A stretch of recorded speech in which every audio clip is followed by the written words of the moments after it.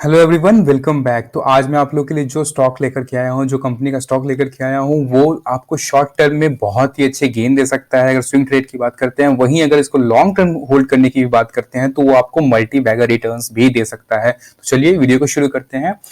तो मैं बेसिकली सागर सीमेंट्स की बात कर रहा हूं। तो अभी इसके हम फंडामेंटल एनालिसिस करेंगे, फिनेंशियल्स देखेंगे, उसके बाद इसके थोड़े बहुत बिजनेस देखेंगे और फाइनली इसके हम टेक्निकल चार्ट पैटर्न्स पे देखेंगे कि हमें क्या अपॉर्चुनिटी नजर आ रही है। तो आप एक चीज देख पाएंगे कि ये स्मॉल कैप कंपनी 2500 करोड़ की एक कंपनी है।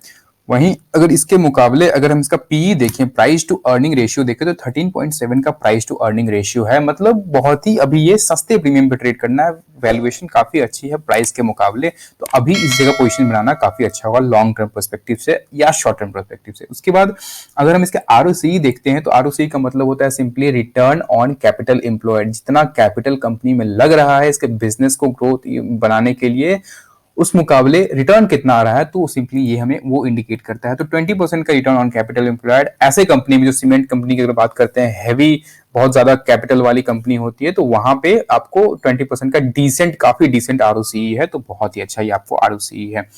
उसके बाद अगर डिविडेंड यील्ड की बात करें तो 0.37% का डिविडेंड यील्ड है। अच्छा कहूंगा मैं, ठीक ठाक, क्योंकि अभी कंपनी बहुत ज्यादा ये डेवलप नहीं हुई है, ये अभी ग्रोथ कर रही है। तो इस मुकाबले डिविडेंड देना इसका नहीं बनता है, क्योंकि कंपनीज का ये लॉजिक होता है कि अगर शुरुआत में के दौर में जब कंपनी होती है तो वो अपने सारे प्रॉफिट्स को अपने बिजनेस एक्सपेंशन में लगाती है, तो अपने शेयर होल्डर्स को डिविडेंड कहां से देगी। तो आपको लॉन्ग टर्म पर्सपेक्टिव इसको देखना चाहिए। तो वहां पे आपको डिविडेंड उतना ज्यादा मैटर नहीं करेगा और कुछ टाइम बाद ये डिविडेंड पे करने ही लगेगी। उसके बाद अगर हम इंडस्ट्री की पी की बात करते हैं तो इंडस्ट्री का पी 16 का इंडस्ट्री का प्राइस टू अर्निंग रेशियो, उस मुकाबले कंपनी का प्राइस टू अर्निंग रेशियो बहुत ही सस्ता है, जहां इंडस्ट्री का पी रेशियो 16 का है।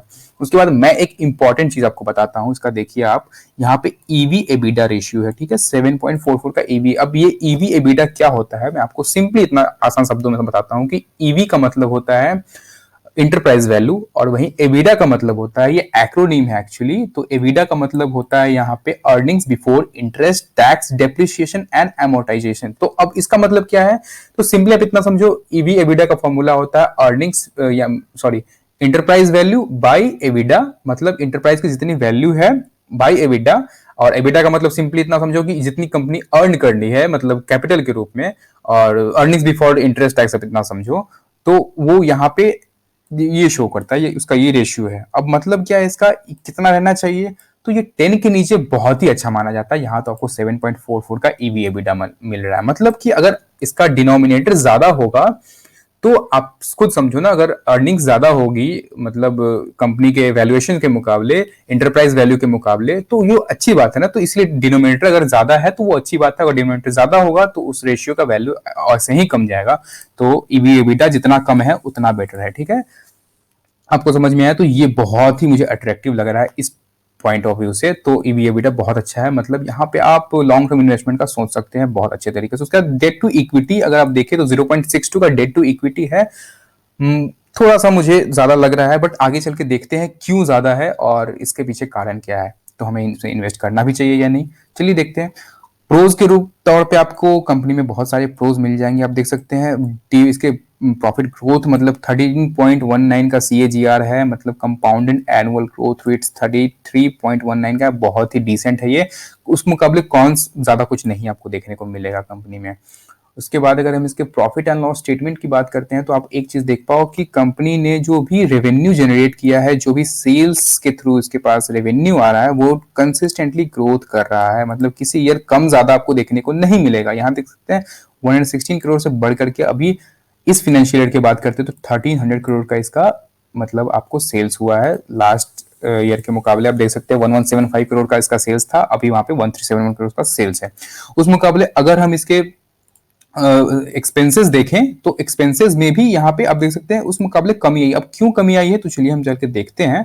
यहीं आप 2019 की बात करें तो एक्सपेंसेस कितना ज्यादा था, फिर कमी आई, फिर इस मुकाबले एक्सपेंसेस में काफी कमी आई है, और इस वजह से ऑपरेटिंग प्रॉफिट मार्जिन भी काफी ज्यादा बढ़ गया। मतलब अच्छे खासे मार्जिन पे, 29% के मार्जिन पे ये कंपनी काम कर रही है अभी इस फाइनेंशियल ईयर की बात करते हैं, तो ये एक बहुत ही अच्छा सिग्नल है।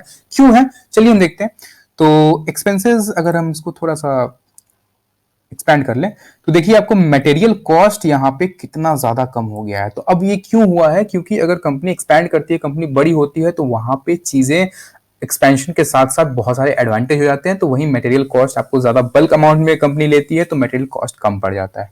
उसका मैन्युफैक्चरिंग कॉस्ट भी काफी ज्यादा कम हो गया है। क्यों हुआ है? क्योंकि कंपनी धीरे धीरे समझती है चीजों को और उसके मैनेजमेंट ज्यादा इफेक्टिव हो जाती है धीरे धीरे, तो वहीं पे मैन्युफैक्चरिंग कॉस्ट धीरे धीरे कम होने लगती है, क्योंकि कंपनी भी एक्सपैंड कर रही है, कंपनी को एक्सपीरियंस होता है चीजों का और धीरे धीरे मैन्युफैक्चरिंग कॉस्ट पे असर पड़ता है। वहीं एम्प्लॉयज कॉस्ट तो इंटैक्ट ही रहने वाली है। तो वही देख सकते हैं आप यहाँ पे एम्प्लॉय कॉस्ट है जो एम्प्लॉयज को कंपनी पे करती है। उसका अदर कॉस्ट कंपनी ज्यादा डिस्क्लोज नहीं करती है, बाकी जो भी अदर कॉस्ट है उसके कॉस्ट है। तो मतलब मैंने मेरे बताने का बस इतना मोटिव था कि देखिए कंपनी ग्रोथ कितने अच्छे तरीके से कर रही है और अपने एक्सपेंसेस को और ऑपरेटिंग प्रॉफिट मार्जिन को कैसे ज्यादा अच्छे बेहतर बनाने की ओर है अभी यहाँ पे। ठीक है, उसके बाद अगर प्रॉफिट हम यहाँ पे, हमें टैक्स से ज्यादा मतलब नहीं, टैक्स तो देना ही है कंपनी को। यहाँ पे पता नहीं क्यों इतना ज्यादा टैक्स दिख रहा है, बट स्टिल अगर हम बाकी सब देखें तो टैक्स ये जो कंपनी देती है गवर्नमेंट को टैक्स, वो कॉर्पोरेट टैक्स है यहाँ पे। उसका नेट प्रॉफिट अगर आप देखें तो 27 करोड़ से बढ़ करके इस फाइनेंशियल में 186 करोड़ का नेट प्रॉफिट सिर्फ आ गया है। आप समझ सकते हैं 6 टाइम्स है ये नेट प्रॉफिट। तो इसका असर आपको शेयर प्राइस में क्यों नहीं देखने को मिलेगा? तो ये आप लॉजिकली अपने आप से पूछो कि जहां कंपनी सिर्फ नेट प्रॉफिट अगर 6 टाइम्स हो गया है तो क्यों नहीं हमें कुछ देखने को मिला भी है शेयर प्राइस में। मैं चल के आपको बताता हूं और बाकी अभी और देखने को मिलेगा आने वाले टाइम में। अगर हम बैलेंस शीट इसके थोड़े बहुत एनालाइज करते हैं तो आपको क्या देखने को मिलेगा। रिजर्व्स देखिए, प्रोमोटर का जो पैसा होता है वो 2006 से लेकर के अभी तक देखिए 20 करोड़ 18 करोड़ का था और यहां से बढ़कर के 1181 करोड़ का इसका प्रमोटर का पैसा इतना ज्यादा हो गया है। उस मुकाबले अगर हम बोरोइंग्स देखें, जो कंपनी के ऊपर लोन होता है वो 743 का बोरोइंग्स है। तो ये क्यों है, चलिए चल के थोड़ा सा इसको देखने की, इसमें खंगालने की कोशिश करते हैं बैलेंस शीट में ही। तो अगर मैं आपके फिक्स एसेट्स को दिखाऊं, इसको जो कंपनी का फिक्स एसेट होता है, उसकी मशीनरी, उसके जो बिल्डिंग्स होते हैं, जो भी फिक्स चीजें होती है, एसेट्स होती हैं, तो वो अगर देखें तो 1324 करोड़ का इसका फिक्स्ड एसेट है। साथ साथ अगर CWIP की अगर बात करते हैं तो CWIP कुछ नहीं है, आप बस इसका इतना मतलब समझें कि इसका ये एक एक्रोनिम है। इसका फुल फॉर्म होता है कैपिटल वर्क इन प्रोग्रेस। मतलब जितना कैपिटल, जितना पैसा कंपनी के वर्क इन प्रोग्रेस में लगा हुआ है वो CWIP होता है। तो आप देख सकते हैं यहाँ पे 108 करोड़ से बढ़ करके इस, अगर हम फाइनेंशियल की बात करते हैं तो 517 का मतलब 400 करोड़ का इंक्रीज है सिर्फ कैपिटल वर्क इन प्रोग्रेस में। तो मतलब इतना सिंपली हमें समझ आ रहा है यहाँ से कि कंपनी की जो फोकस है कंपनी का वो ग्रोथ की ओर कितना ज्यादा है, कंपनी एक्सपैंड करने के लिए यहाँ, और कंपनी जो बोरोइंग्स भी शो कर रहा है यहाँ पे, कंपनी ने जो लोन लिया है वो खुद को एक्सपैंड करने के लिए। तो आपको समझ में आया यहाँ पे ये इस यहाँ पे रिजर्व्स जो यहाँ पे बोरोइंग्स थे, इसका मतलब क्या है, ये कंपनी एक्सपैंड करने के लिए यहाँ इन्होंने लोन लिया है। ठीक है, तो ये आप लोग को सिंपली इतना, अब लोन से कोई प्रॉब्लम नहीं है। अब मुझे ये चीजें अच्छी लगने लगी हैं। ये जो बोरोइंग्स है ये बहुत ही अच्छी चीज है क्योंकि ये कंपनी अपनी ग्रोथ के लिए यहाँ पे यूज कर रही है। ठीक है, उसके बाद अगर हम इसके शेयर होल्डिंग पैटर्न्स की बात करते हैं तो प्रोमोटर्स के पास सारा का सारा मतलब जितना 50% के आसपास की शेयर होल्डिंग है इनकी। और लास्ट कुछ क्वार्टर्स की बात करते हैं तो प्रोमोटर्स ने अपना स्टेक भी बढ़ाया है। ठीक है, और FII DIS की बात करते हैं तो ये सारे स्ट्रॉन्ग जो भी शेयर होल्डर्स होते हैं, तो देख सकते हैं FII ने कुछ बाई किया है, DIA ने कुछ सेल किया है। तो ये जो भी ट्रांजेक्शन होती है FII DIA के बीच में होती है।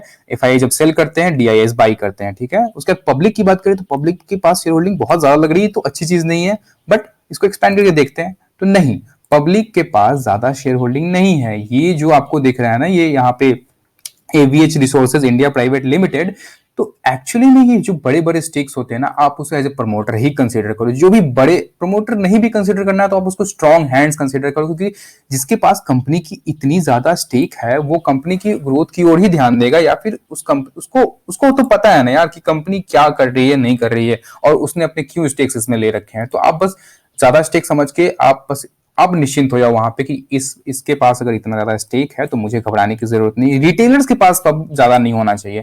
तो देख सकते हैं आपको 21% का, या मतलब ओवरऑल 25% के आसपास स्ट्रॉन्ग हैंड्स में यहाँ भी निकल करके आता है। मतलब रिटेलर्स के पास ऑन एन एवरेज देखे तो 9% के आसपास रिटेलर्स के पास शेयर होल्डिंग है। तो बहुत ही अच्छी ये चीज है। ठीक है, ये बहुत ही अच्छी चीज है। रिटेलर्स के पास अगर ये भी ना हो, रिटेलर्स के पास 1% या 2% हो, तब तो मतलब सबसे बेस्ट चीज है। हालांकि ऐसा होता नहीं है, बहुत कम केसेस में देखने को मिला। तो रिटेलर्स के पास ज्यादा नहीं होना चाहिए और शेयर न्यूज में नहीं होना चाहिए। तो आप उसमें आप ट्रेडिंग बेशक करो, कोई दिक्कत नहीं है। और इन्वेस्टिंग की अगर बात करते हैं तो वहां पे तो फिर कोई दिक्कत आती ही नहीं है। उसके बाद अगर मेन चीज में अगर बात करूं, मैं इसके क्रेडिट रेटिंग्स भी, मैं सारे कंपनी के क्रेडिट रेटिंग्स चेक करता हूं। ऑल्दो ये क्रेडिट रेटिंग्स जो भी होती हैं ये बॉन्ड्स या डिवेंचर के पर्सपेक्टिव से होती है। तो आपको देखिए यहाँ पे लॉन्ग टर्म पर्सपेक्टिव से अगर देखें तो ए पॉजिटिव इसकी रेटिंग है। ठीक है, आप भी जाके इसके मैं लिंक डाल दूंगा रेटिंग एजेंसीज के, आप जाके वहां पे रेटिंग चेक कर सकते हो। तो लॉन्ग टर्म पर्सपेक्टिव से लगातार कंपनी को ए प्लस रेटिंग मिल रही है। तो ये एक बहुत ही अच्छी चीज निकल करके आती है। बाकी आप और भी एनालिसिस करना चाहें तो आप यहाँ पे आके इस चीज को एनालाइज कर सकते हैं, बट मैं आपको ओवरऑल बता रहा हूँ कि कंपनी के क्या प्लान्स है, क्या फ्यूचर इसके प्रोस्पेक्ट्स है, वो सारी चीजें यहाँ पे, क्या कंपटीशन है, सारी चीजें होती है यहाँ पे। तो ऑल्दो ये जो इंडस्ट्री है काफी कॉम्पिटिटिव है और बहुत सारा यहाँ पे डिसएडवांटेज भी होता है, बट आपको यहाँ पे देखने को नहीं मिलेगा क्योंकि कंपनी बहुत ज्यादा ग्रोथ ओरिएंटेड है और बहुत अच्छे से ग्रो कर रही है और इनका जो बिजनेस है वो ज्यादा साउदर्न स्टेट्स में है। तो ये एक बहुत अच्छी चीज निकल करके आती है। ये देख सकते हैं HCL has cement manufacturing capacity of 5.75 metric ton per annum. तो यहाँ पे आप देख सकते हैं। उसके बाद the cement capacity is likely to rise to 8.25 metric ton per annum after commissioning of 1.5 metric ton per annum plant in Odisha and 1 metric ton per annum plant in Madhya Pradesh. तो इन दोनों प्लांट से अभी इतना ज्यादा मेट्रिक टन अभी यहाँ पे production होने की अभी उम्मीद कंपनी दिखा रही है। तो ये एक बहुत ही पॉजिटिव चीज निकल करके आती है और वो फाइनेंशियल ईयर 22 तक आपको देखने को मिल जाएगा। तो आप समझ सकते हैं यहाँ पे ये आपको इन्वेस्टिंग के पर्सपेक्टिव से कितनी ही अच्छी कंपनी है। यहाँ पे आप और भी रेटिंग चेक कर सकते हैं, लॉन्ग टर्म इश्यूअर रेटिंग आप चेक कर सकते हैं, ए पॉजिटिव, ए स्टेबल है, सारी चीजें यहाँ पे अच्छी मुझे देखने को मिल रही है। ठीक है, आप इसमें बहुत सारे और भी रिस्क प्रोफाइल इसके देख सकते हैं, कंपनी क्या सोच रही है आगे क्या करने का। तो इतना, हालांकि मैं आपके लिए सारी चीजें देख करके आपके लिए लेकर के आता हूं, तो आपको इतना ज्यादा टेंशन लेने की जरूरत नहीं है। मैं आपको सारी चीजें बहुत ही आसान तरीके से बताता हूं। उसके बाद मैं एक और इंपॉर्टेंट चीज देखूं, तो चलिए अब इसके टेक्निकल चार्ट पैटर्न पे चलते हैं और देखते हैं कि कंपनी क्या अपने प्राइस मोमेंटम शो कर रही है। तो आप देख सकते हैं कंपनी यहाँ से एक लॉन्ग टर्म मतलब लॉन्ग टर्म यहाँ पे अप ट्रेंड था।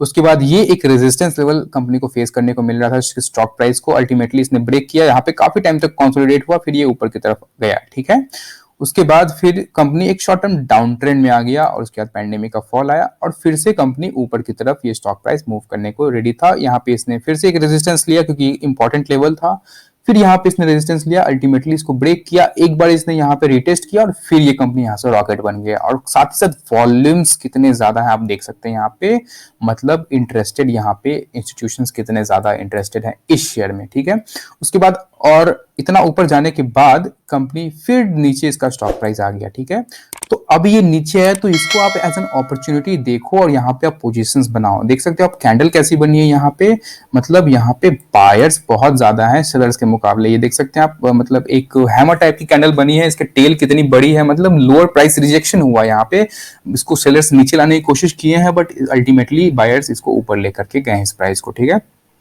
तो ये चीजें आपको समझ में आई होंगी। और यहां से आप देखो तो ये तो बहुत अच्छा मूव था, मैंने कुछ इसमें प्रॉफिट भी बनाया था। तो आप सिंपली यहां से यहां तक देखोगे तो 43% का गेन था, बट अभी भी मौका है इसमें, आप पोजीशंस बनाओ क्योंकि आप देख सकते हो प्रॉफिट कितनी ज्यादा बढ़ गई है कंपनी की। तो उस मुकाबले शेयर प्राइस बहुत ज्यादा मूव नहीं किया है इसने। ठीक है, तो आप एक पोजीशंस ले सकते हो। और आप शॉर्ट टर्म टारगेट की बात करते हो तो ये इसने ऑल टाइम हाई बनाया था यहाँ पे, फिर इसने ऑल टाइम हाई से रिवर्स बैक ले लिया है। तो आप शॉर्ट टर्म टारगेट की बात करते हो तो आपको ये तो एक शॉर्ट टर्म टारगेट मिल ही जाएगा। आप देखो यहाँ से अगर इस प्राइस पे आप बाई भी करते हो तो आपको शॉर्ट टर्म टारगेट यही 14% का मिल जाएगा स्विंग ट्रेड के लिए। बट ये कंपनी इन्वेस्टिंग के पर्सपेक्टिव से बहुत ही तगड़ी कंपनी है और आपको इनमें इन्वेस्ट तो करना ही चाहिए। ठीक है, तो ये था हमारा आज का स्टॉक। आप चाहें तो यहाँ पोजीशंस बना सकते हैं और बाकी पोजीशंस आप अगर ऐड भी करना चाहें तो आप थोड़ी पोजीशंस यहाँ बनाओ। बाकी ये जब ये लेवल ब्रेकआउट करेगा, इसको रिटेस्ट करके फिर वापस ऊपर की तरफ बढ़ेगा तो आप बाकी पोजीशंस यहाँ पे ऐड करो। ठीक है, हालांकि ये भी बहुत अच्छे डिप पे है तो यहाँ पे ऐड करना, क्योंकि पता नहीं कब से ये ऊपर बढ़ना शुरू हो जाए। हो सकता है एक बार रिटेस्ट करने आए इस लेवल को, बट मुझे नहीं लगता है, मुझे जैसा कि मैं कंपनी का प्रॉफिट देख रहा हूँ मुझे नहीं लगता ये और रिटेस्ट करने आने वाला है। ठीक है, तो ये सारी ऐसे हम लोग एनालाइज करते हैं चीजों को। तो आई होप आपको समझ में आया होगा कैसे एक अच्छे तरीके से कंपनी के फाइनेंशियल्स, फंडामेंटल्स, उसके बिजनेस और टेक्निकल चार्ट पैटर्न्स को एनालाइज करते हैं। मैंने यहाँ पे मैं टेक्निकल चार्ट पैटर्न्स को बहुत ज्यादा कॉम्प्लिकेट नहीं किया, सिंपली आपको बताया है क्योंकि मैं इसको लॉन्ग टर्म के पर्सपेक्टिव से ज्यादा बता रहा था। बट आपको स्विंग ट्रेड भी करना है तो मैंने आपको बता दिया इस प्राइस पे आप एंटर करो और यहाँ तक का टारगेट लेकर के चलो, 12-13% का टारगेट आपको इजिली मिल जाएगा। ठीक है, तो ये था हमारा आज का स्टॉक। तो फिर मिलते हैं कल एक नए स्टॉक के साथ, एक नई अच्छी लर्निंग के साथ, एक नए स्विंग या पोजिशनल ट्रेड के स्टॉक के साथ। और मुझे अगर आपके लिए अच्छे स्टॉक्स मिलते हैं इन्वेस्टिंग के लिए तो मैं वो भी लेकर के आऊंगा। साथ ही साथ मैं आपको फंडामेंटल और टेक्निकल रीड करना और समझना भी सिखाता रहूंगा। तो चलिए तब तक के लिए गुड बाय, कल फिर मिलते हैं एक नए स्टॉक के साथ।